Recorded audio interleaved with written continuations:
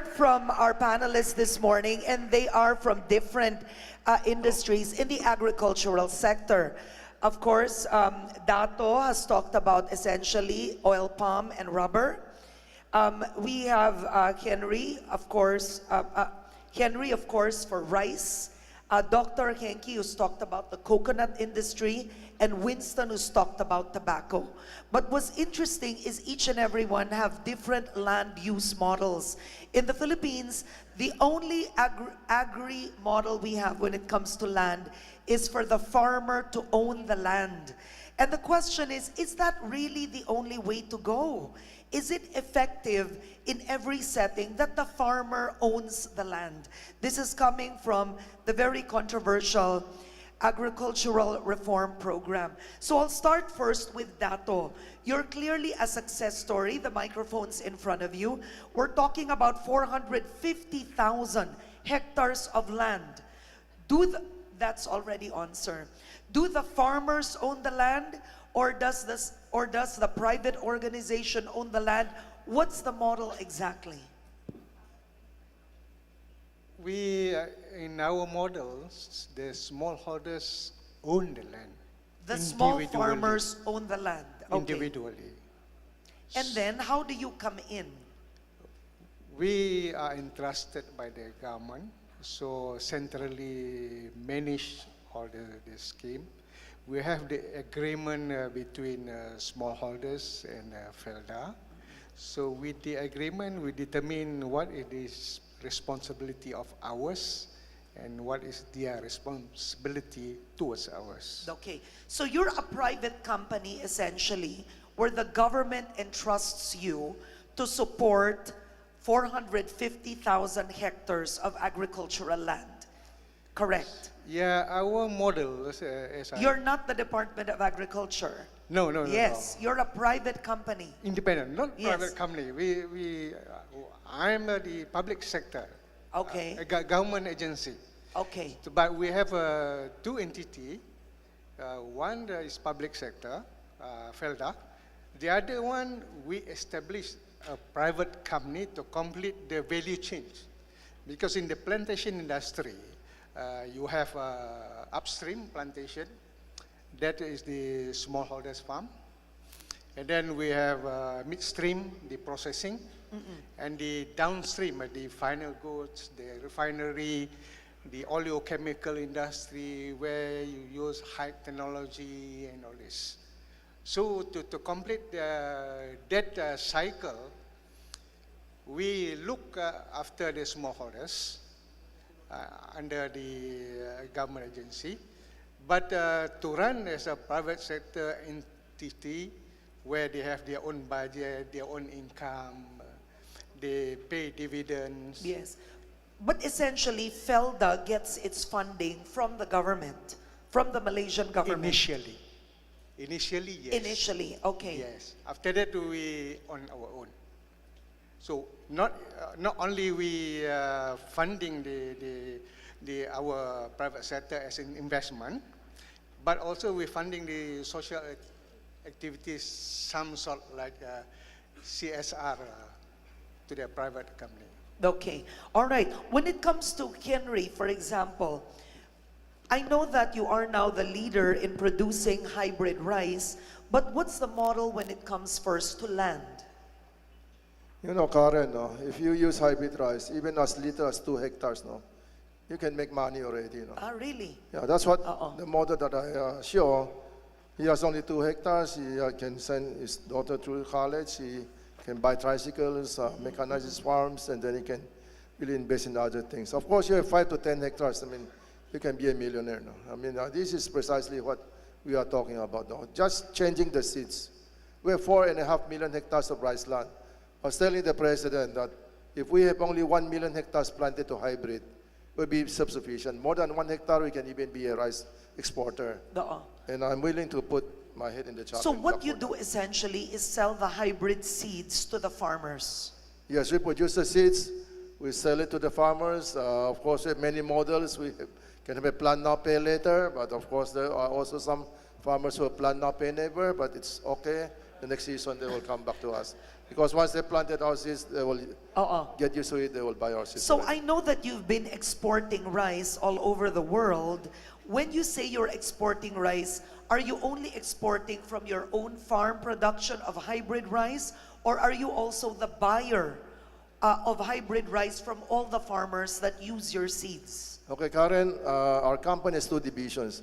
One is the seed division, another is the rice division.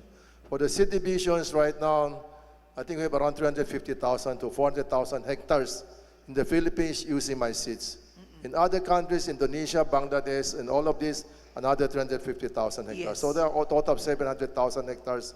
I pride myself that I said that if I go to sleep very soundly every night, it's because that all of these 700 plus thousand hectares, if an increment of 3 to 4 tons per hectare that can be produced, we can probably feed around 10 million people for 1 year. Okay. But then, of course, for the Doña Maria rice, there's another variety that I'm not selling the seeds, but I'm subcontracting the farmers to plant for me and then buy it at the premium price.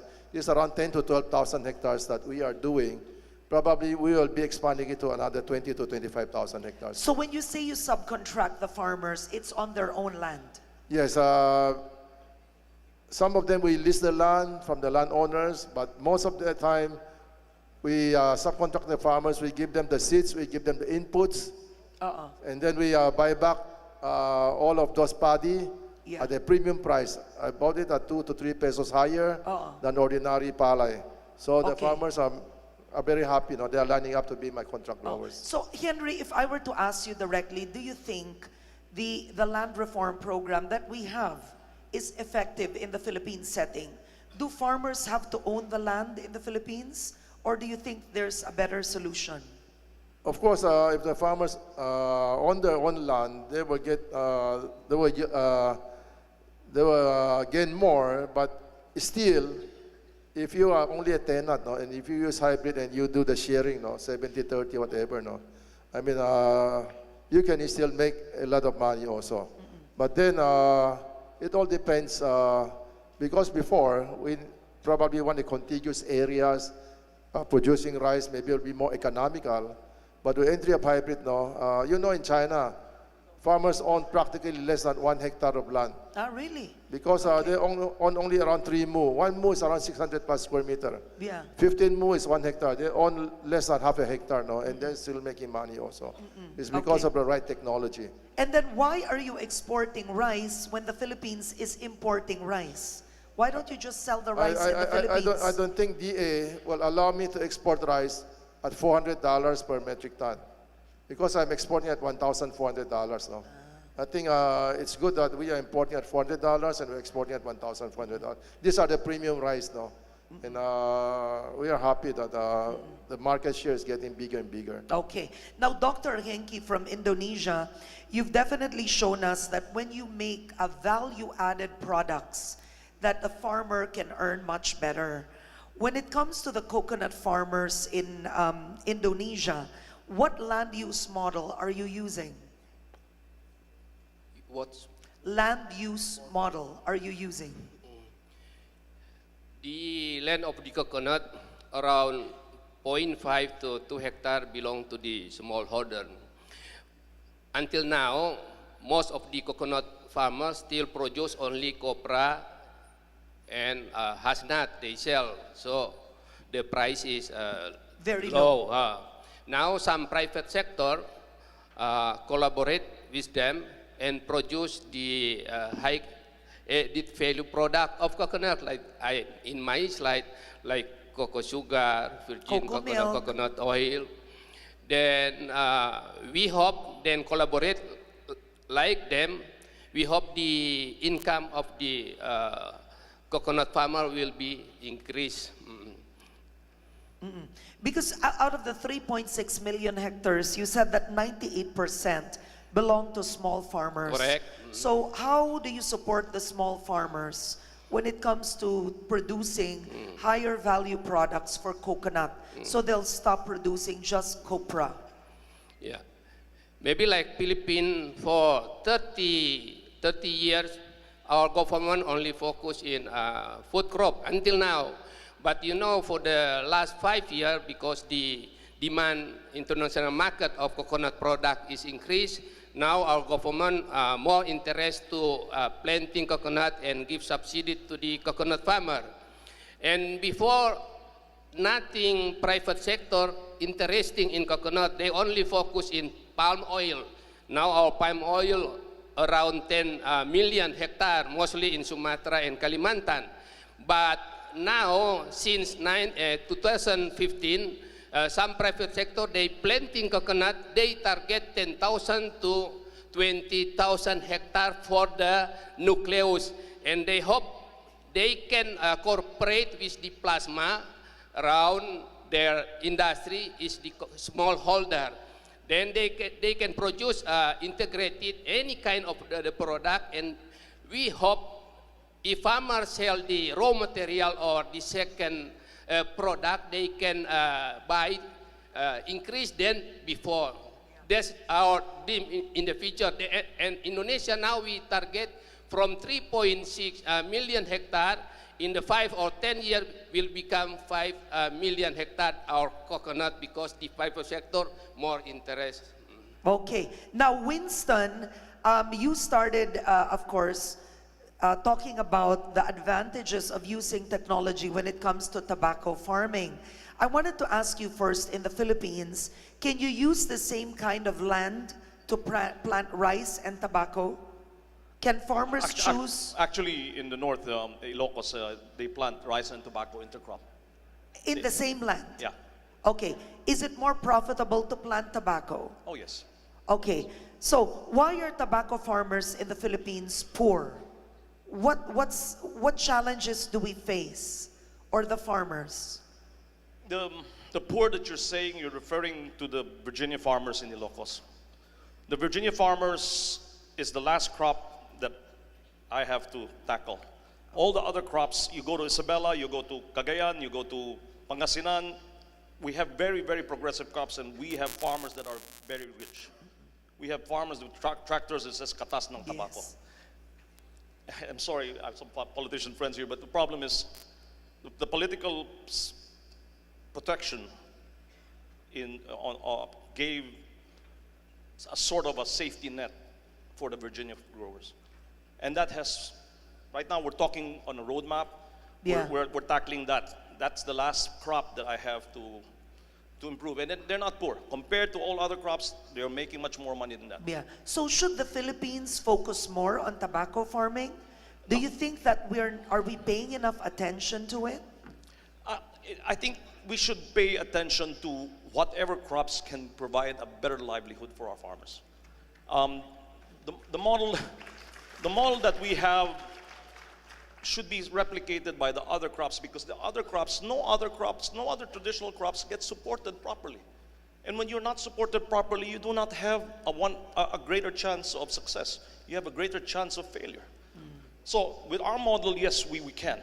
We can grow more. In fact, how can we grow when the whole global industry is shrinking 3 to 5%? Because we're globalized. 60% of our production of our company goes for export. Yeah. So when we're looking at the 60 million kilos grown in the Philippines, it's so small. But when we're looking at 6 billion kilos grown in the world, I don't care if it's shrinking at 3%, it's still a huge market out there. If you're better than everybody else in the world, you can compete. Yeah. Very good point. Now, they just give us 15 minutes for this panel, and we have then less than 2 minutes to go. So I'll ask a closing statement. All your success stories, how can it be replicated by the people in the room? If there were a few secrets that they can take home from you, what would it be? Go ahead, anyone. You can start first. Henry? Okay, anybody who would like to go to rice farming, you can get in touch with me. I guarantee you that. No, you have to share a secret other than your contact number. Yes. Go on. What would it be? No, it's really, your passion in trying to go into farming also. And, everybody said that farming, is not good or whatever, but I tell you, once you started it, you will feel the bygone, that what you are doing is trying to feed the people. In China, there's a saying in Chinese, agriculture or eating, is something that is really given to us from the haven, and I think we should try to treasure it. But And I again, think innovation is a key because your hybrid rice resists actually pests. Yes. It's more tolerant to climate change, Yeah. so it lasts longer. and it's also tolerant to salinity, Yeah. so the islands can also use hybrid. Yeah. All right. Henki. Thank you. I think coconut farmer must cooperate with the coconut industry because if the coconut farmer, although in community they produce the alternative product, but the market only village or district, and the high value of the coconut product we must export. And we hope from the private sector or the coconut industry, so the coconut will be sustainable, they must give more price to the coconut farmer. So if they buy the whole fruit, but not only the price in meat, but also in the husk, in the fiber, and in the water, because they are the product for increase the coconut farmer income. Thank you. Thank you very much, Sir Winston. So what is the important secret that they can take home? A lot of what I presented are company secrets. Okay. These are the key things.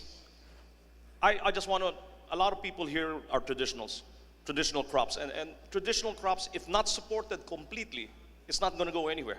We cannot compete. We cannot compete. And in fact, I dread the day of ASEAN full integration. And I know rice and corn and sugar and coconut cannot compete. Well said. Yes. Are you telling them to open their mind to also try that it out can be done. non-traditional crops? No. I'm telling them that it can be done. Change your mindset. Trust. Be the leader in your industry, the true leader that puts the money out and the effort out. And you can transform. We went from an industry that is moribund to Okay. a vibrant one. All right, bravo. Okay, you Ka- wanted to Karen, quickly Winston before is- Dato closes. Winston is a family friend, but I beg to disagree with him that traditional crops Okay, cannot now we're compete. gonna have a disagreement past 15 minutes. Go ahead. It's innovation okay, that will Joey's really gonna bring give us me up. the time. Go ahead, Henry. What was the disagreement? No, it's Since we really- want the panel to be exciting. It's really innovation now that will really push us up. I think we'll do a contest now whether planting tobacco or planting rice will be more profitable. We'll All try to do right. that. Okay, but I think one thing you both agree in, Winston and Henry, is innovation plays an important role. Dato. So I think the Malaysian story is a success story, and you've clearly shown us the way to innovation. What would you like to share to the audience? Thank you, Karen. Should we have more palm oil and rubber in the country? You know what? Our success story, not on the plantation, but our success story with the people. The people that we work, the smallholder, we treat them as a partner. Even in our board of directors, there's 2 seats we allocate for their head to represent their feeling, their thought, and all this. And they are involved in the decision making. So, in conclusion, that what I can say, we go beyond the boundary. Go beyond the boundary. Thank you. Thank you very much. Can you please give a round of applause for our panelists? We've heard from Malaysia, Indonesia, and the Philippines. Thank you very much, Winston, Henki, Henry, and Dato. Let's have a photo. Yes.